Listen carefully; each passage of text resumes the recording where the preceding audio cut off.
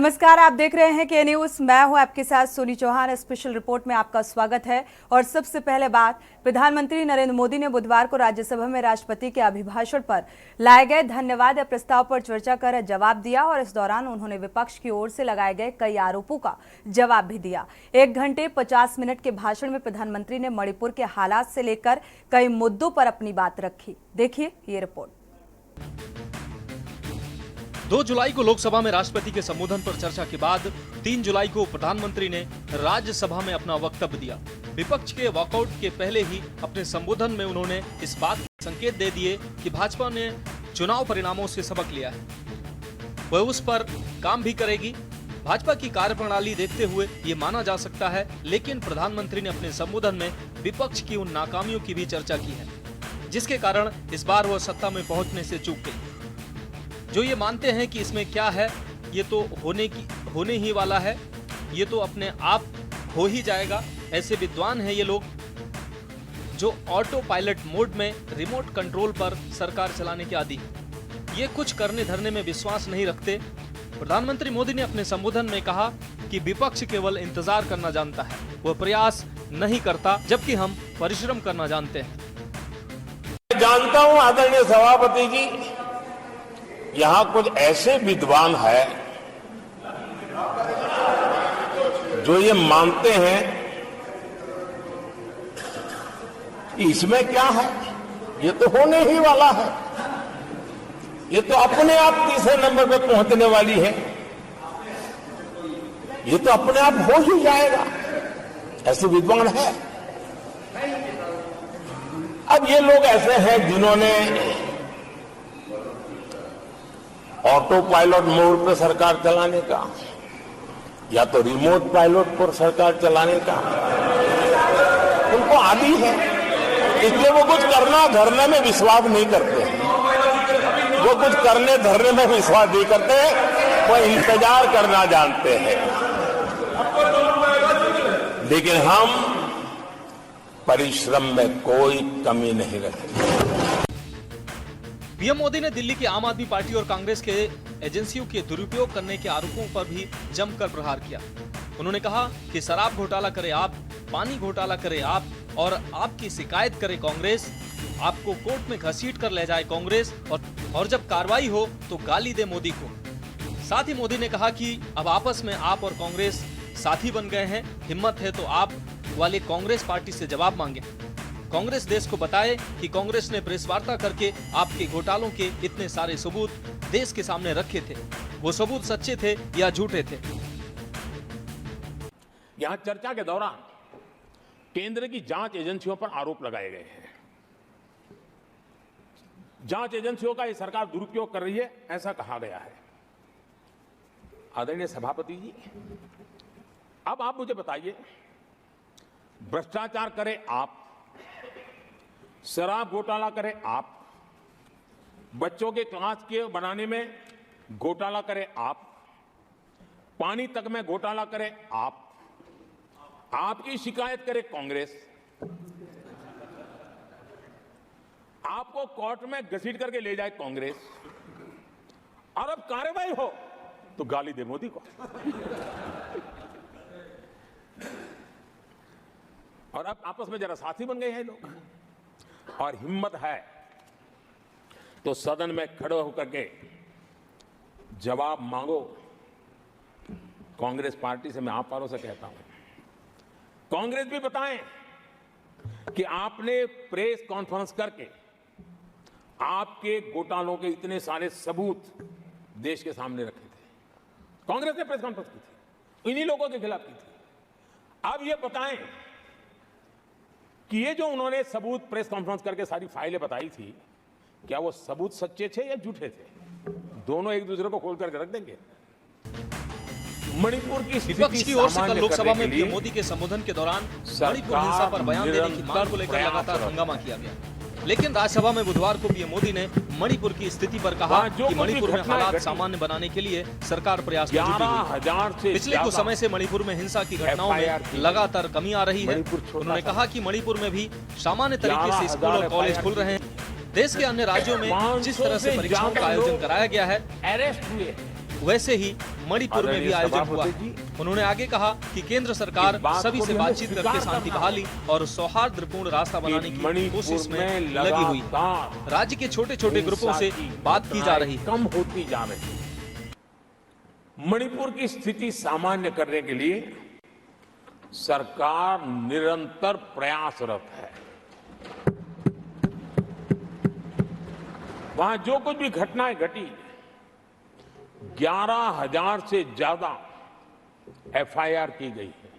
मणिपुर छोटा सा राज्य है, 11,000 एफआईआर की गई है। 500 से ज्यादा लोग अरेस्ट हुए हैं। आदरणीय सभापति जी, इस बात को भी हमें स्वीकार करना होगा कि मणिपुर में लगातार हिंसा की घटनाएं कम होती जा रही है। इसका मतलब शांति का आशा रखना, शांति पे भरोसा करना संभव हो रहा है। आज मणिपुर के अधिकांश हिस्सों में आम दिनों की तरह स्कूल चल रहे हैं, कॉलेज चल रहे हैं, दफ्तर और दूसरे संस्थान खुले रहे हैं। आदरणीय सभापति जी, मणिपुर में भी जैसे देश के अन्य भागों में परीक्षाएं हुई, वहां भी परीक्षाएं हुई हैं और बच्चों का अपनी विकास यात्रा जारी रखी है। आदरणीय सभापति, केंद्र और राज्य सरकार सभी से बातचीत करके शांति के लिए, सौहार्द रास्ता खोलने के लिए लगातार प्रयास कर रही है। छोटे छोटे इकाइयों को जोड़ करके इन ताने बाने को गूंथना एक बहुत बड़ा काम है और शांतिपूर्ण तरीके से हो रहा है। बीते समय में पहले की सरकारों में ऐसा नहीं हुआ है। गृह मंत्री स्वयं कई दिनों तक वहां रहे हैं, गृह राज्य मंत्री हफ्तों तक वहां रहे और बार बार वहां जाकर के संबंधित लोगों को जोड़ने का प्रयास करते रहे हैं। आदरणीय सभापति जी, पॉलिटिकल लीडरशिप तो है ही, लेकिन सरकार के सभी वरिष्ठ अधिकारी जिसका जिसका इन काम से संबंध है, वे लगातार वहां फिजिकल जाते हैं, लगातार वहां संपर्क में रहते हैं और समस्या के समाधान के लिए हर प्रकार से प्रयासों को बल दिया जा रहा है। आदरणीय सभापति जी, इस समय मणिपुर में बाढ़ का भी संकट चल रहा है और केंद्र सरकार राज्य सरकार के साथ मिलकर के पूरा सहयोग कर रही है। आज ही एनडीआरएफ की 2 टीमें वहां पहुंची है, यानी कि प्राकृतिक मुसीबत में भी केंद्र और राज्य मिलकर के मणिपुर की चिंता कर रहे हैं। आदरणीय सभापति जी,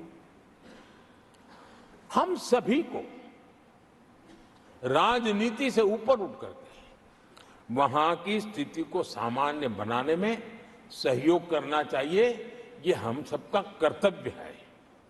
आदरणीय सभापति जी, जो भी तत्व मणिपुर की आग में घी डालने की कोशिश कर रहे हैं, मैं उनसे आगाह करता हूं कि ये हरकतें बंद करें। एक समय आएगा मणिपुर ही उनको रिजेक्ट करने वाला है, ऐसे लोगों को। आदरणीय सभापति जी, जो लोग मणिपुर के इतिहास को जानते हैं, मणिपुर की घटनाक्रम को जानते हैं, उनको पता है कि वहां का सामाजिक संघर्ष का एक लंबा इतिहास रहा है। उस संघर्ष की मानसिकता की जड़ें बहुत गहरी हैं, इसको कोई नकार नहीं सकता है। और कांग्रेस के लोग ये न भूले कि मणिपुर में इन्हीं कारणों से 10 बार राष्ट्रपति शासन लगाना पड़ा है। इतने छोटे से राज्य में 10 बार प्रेसिडेंशियल रूल लगाना पड़ा है, राष्ट्रपति शासन लगाना पड़ा है। कुछ तो मुसीबतें होगी और ये हमारे कालखंड में नहीं हुआ है, लेकिन फिर भी राजनीतिक फायदा उठाने के लिए वहां पर जिस प्रकार की हरकतें हो रही है, और राष्ट्रपति जी, आदरणीय सभापति जी, मैं इस सदन में देशवासियों को मैं बताना चाहता हूं, 1993 में मणिपुर में ऐसे ही घटनाओं का क्रम चला था और इतना तीव्र चला था, इतना व्यापक चला था, वो 5 साल लगातार चला था। तो ये सारा इतिहास समझ करके हमें बहुत समझदारी के पूर्वक स्थितियों को ठीक करने के लिए प्रयास करना है।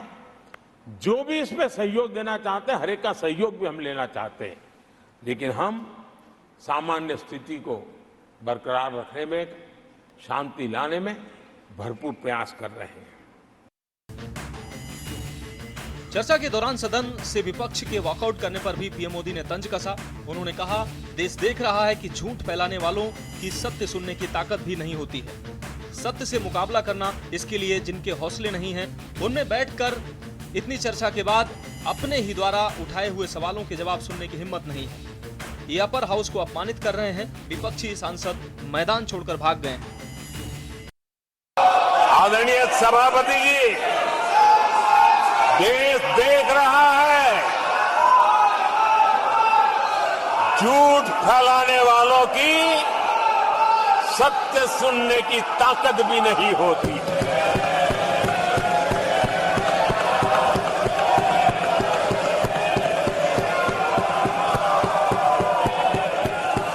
इनका सत्य से मुकाबला करना, इसके लिए जिनके हौसले नहीं है,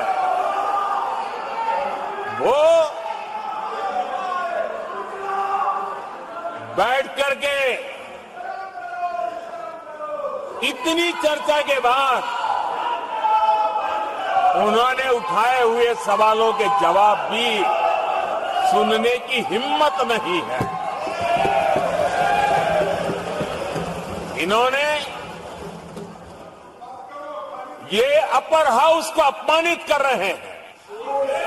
इस अपर हाउस की महान परंपरा को अपमानित कर रहे हैं। आदरणीय सभापति जी, देश की जनता ने हर प्रकार से उनको इतना पराजित कर दिया है कि अब उनके पास गली मोहल्ले में चीखने के सिवाय कुछ बचा नहीं। नारेबाजी, हो हल्ला और मैदान छोड़ के भाग जाना, यही उनके नसीब में लिखा हुआ है। संसद की कार्रवाई के दौरान बुधवार को प्रधानमंत्री नरेंद्र मोदी का संबोधन हुआ। उन्होंने राज्यसभा में राष्ट्रपति के अभिभाषण पर धन्यवाद प्रस्ताव पर चर्चा का जवाब दिया। पीएम मोदी के संबोधन के दौरान ही विपक्ष ने जोरदार हंगामा शुरू कर दिया। विपक्षी सांसद कार्रवाई के दौरान ही थोड़ी देर तक हंगामा करने के बाद विपक्ष ने वॉकआउट कर दिया और वे संसद भवन से बाहर चले गए। स्पेशल रिपोर्ट में वक्त एक छोटे से ब्रेक का, लौटेंगे जल्द।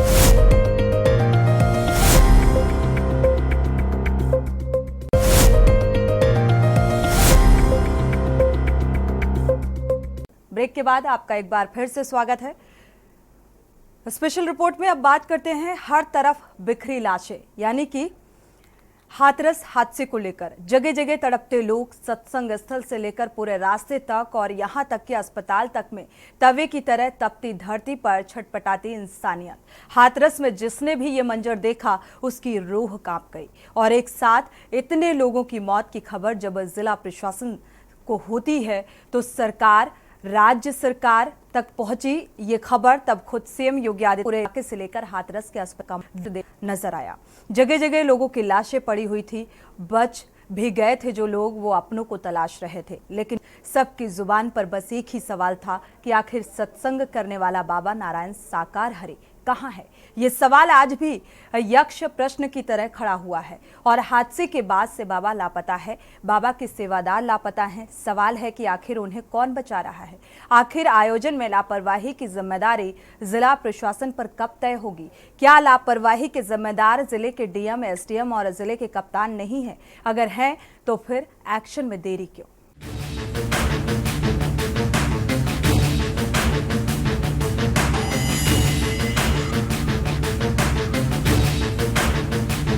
यूपी की राजधानी लखनऊ से करीब 380 किलोमीटर दूर हाथरस के गांव में भोले बाबा का सत्संग था और पहले से ही इस सत्संग के पोस्टर छप चुके थे और सत्संग के लिए गांव के ही एक खुले खेत को चुना गया था। मंगलवार सुबह से ही हाथरस के आसपास भारी गर्मी और बेहद तेज उमस थी और इस उमस भरे माहौल में सत्संग की जगह पर यूपी, राजस्थान, हरियाणा, उत्तराखंड और दिल्ली से करीब 1.25 लाख भक्त सत्संग में शामिल होने के लिए पहुंचे थे। लेकिन सत्संग खत्म होने के बाद जैसे ही बाबा नारायण साकार वहां से निकला, वहां मौजूद भक्तों की भीड़ वहां से निकलने के लिए या यूं कहें कि बाबा के चरणों की धूल लेने के लिए दौड़ पड़ी। और फिर वो हुआ जिसने पूरे देश को दहला कर रख दिया। मंगलवार को भोले बाबा का सत्संग ठीक ठाक निपट चुका था। सत्संग निपटाने के बाद अब बाबा का काफिला वापस लौट रहा था। भीड़ बहुत ज्यादा थी, रास्ता एक, लिहाजा बाबा के काफिले को निकालने के लिए श्रद्धालुओं के रैली को रोक दिया गया और इत्तेफाक से तब तक बहुत से श्रद्धालु तेज गर्मी और उमस के चलते बेहोश हो चुके थे। उन्हें जल्द से जल्द वहां से निकालना चाहते थे, लेकिन बाबा के काफिले की वजह से उनका रास्ता रुका हुआ था और बस यहीं से भगदड़ की शुरुआत हुई। एक ऐसी भगदड़ जिसमें एक बार जो गिरा फिर वो उठ नहीं पाया और हमेशा के लिए सो गया। गिरने वालों में ज्यादातर महिलाएं, बच्चे और बुजुर्ग थे। देखते ही देखते हजारों पांव तले 100 से ज्यादा जिंदगियां कुचल गईं। अब रास्ते पर हर तरफ बस लाशें पड़ी थी। तबाही, मौत, चित्कार और कंदरन की तस्वीरें यूपी के हाथरस से सामने आई। हाथरस के सिकंदराव इलाके में एक सत्संग में भगदड़ के भूत ने ऐसा कोहराम मचाया कि देखते ही देखते पूरे इलाके में लाशें ही लाशें बिछ गईं। अब इसे शासन की और प्रशासन की लापरवाही कहें, सत्संग के आयोजकों की नासमझी या फिर कुछ और। सिर्फ एक काफिले से आगे निकलने के चक्कर में लोगों के बीच ऐसी अफरा तफरी मची कि देखते ही देखते इस अफरा तफरी ने भगदड़ की शक्ल अख्तियार कर ली। ये सत्संग एक बाबा का था, नाम है नारायण हरि साकार। और अब इन बाबा के अनुयायियों का रेला कितना बड़ा है, इसका अंदाजा आप इसी बात से लगाइए कि इस एक अकेले सत्संग में करीब 1.25 लाख लोग पहुंचे थे और इतनी भीड़ के बीच इस भीषण उमस भरी गर्मी में बदइंतजामी के आलम में कई लोगों की हालत पहले ही बेहोश हो जाने की जैसी थी। ऊपर से भगदड़ मचते ही मानो मौत के पंजे ने यहाँ लोगों को कुचलना शुरू कर दिया और इस भगदड़ का सबसे ज्यादा शिकार महिलाएं और बच्चे हुए, जो भागने की कोशिश में नीचे गिरते गए और ऊपर से भीड़ उन्हें कुचलती हुई आगे बढ़ती गई। सवाल है, आखिर इस हादसे का जिम्मेदार कौन है? जिस बाबा के सत्संग में मौत का तांडव हुआ, वो बाबा अब तक फरार क्यों है? आखिर क्यों आयोजन में लापरवाही की जिम्मेदारी जिला प्रशासन पर कब तय होगी? क्या लापरवाही के जिम्मेदार जिले के डीएम, एसडीएम और जिले के कप्तान नहीं हैं? अगर हैं, तो फिर एक्शन में देरी क्यों? ये कार्रवाई अब प्रारंभ होगी और प्रारंभिक जांच के बाद आगे की कार्रवाई हम लोग आगे बढ़ाने का कार्य करेंगे।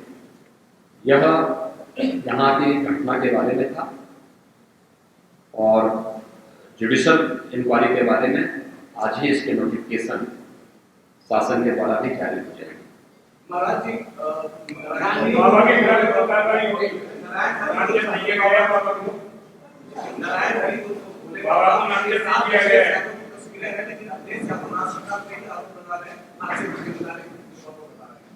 देखिए, कुछ लोगों की ये प्रवृत्ति होती है कि इस प्रकार के दुखद और दर्दनाक घटनाओं में भी राजनीति ढूंढते हैं और ऐसे लोगों की ये फितरत है कि चोरी भी और सीना चोरी भी। यह हर व्यक्ति जानता है कि सज्जन के फोटो किसके साथ में है। उनके राजनीतिक संबंध किनके साथ जुड़े थे, तो स्वाभाविक रूप से आप लोगों ने इस बात को देखा होगा कि पिछले दिनों रैलियों के दौरान किस प्रकार की भगदड़ कहां मस्ती थी और कौन इसके पीछे थे। और मुझे लगता है उसकी तह में जाना आवश्यक है।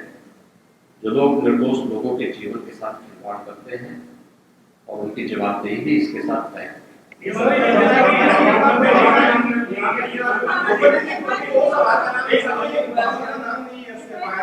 दूसरी चीज आपने कहा कि ऐसे आयोजनों में प्रशासन को घुसने की इजाजत नहीं होती है, तो ऐसा क्यों होता है कि क्या ये आपको इस बात के लिए मैं कह रहा हूँ कि मैंने इसीलिए जुडिशियल कमीशन के बारे में राज्य सरकार ने इसको तय किया है।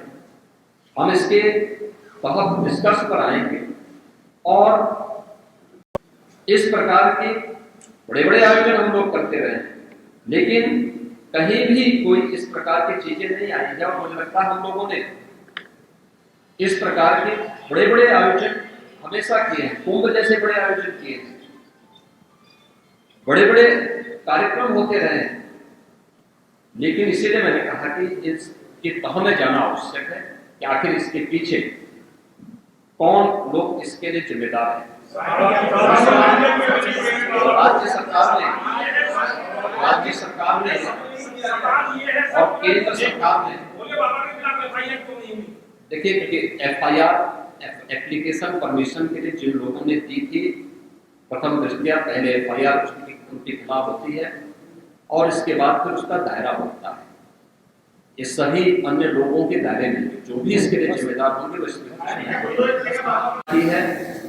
जो निर्दोष लोग इस पूरे हादसे के शिकार हुए हैं, उनके जो नाबालिग बच्चे हैं, जो स्कूल में पढ़ने वाले बच्चे हैं, उनको हम उत्तर प्रदेश मुख्यमंत्री बाल सेवा योजना के अंतर्गत उन बच्चों की पढ़ाई की व्यवस्था हम लोग राज्य सरकार से करवाएंगे। उन्हें जिस भी स्कूल में आप देख रहे हैं के न्यूज़, खबरों का सारथी।